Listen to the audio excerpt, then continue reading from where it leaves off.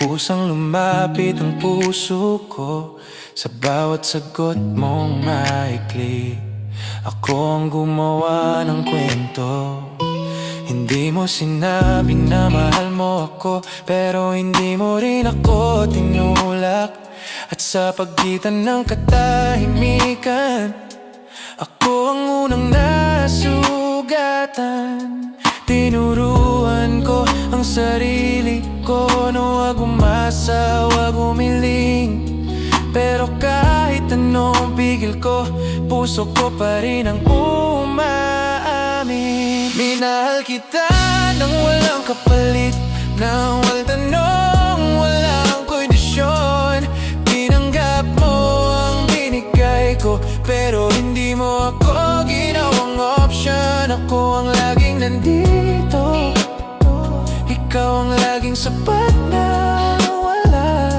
Hindi mo ako itinaboy, pero hindi mo rin ako minahal.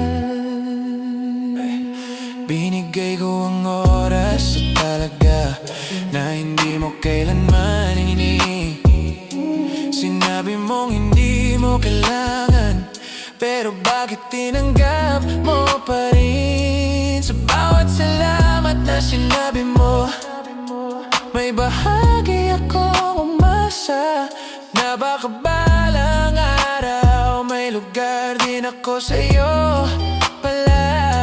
Hindi kita sinisi, pero sinaktan ko ang sarili ko. Sa kakapilit intindihin ang pusong ayaw na malumapit sa'kin. Minahal kita nang walang kapalit, kahit alam kong mag-isa lang ako. Ikaw ang pahinga ko sa isip, ako ang sandali lang sa mundo mo. Ako ang pumili araw-araw, ikaw ang hindi kailanman pumili. At kahit masakit, tanggapin ito ang katotohanan, iiwan ko na rin. Kung alam ko lang noon na hanggang dito lang pala, sana mas maaga kong pinotektahan ang pusong handang-handa sa'yo na sana. Hindi ko ginustong maging sobra, hindi ko ginustong masaktan.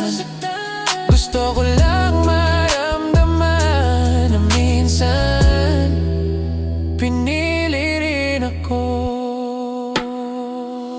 Minahal kita nang walang kapalit, at sapat na yun para sa'kin. Hindi dahil kulang ang pagmamahal ko, kundi dahil hindi mo ito kailangan. Ngayon alis na ako, hindi para saktan ka, kundi para ligtas ang sarili kong matagal nang nawala.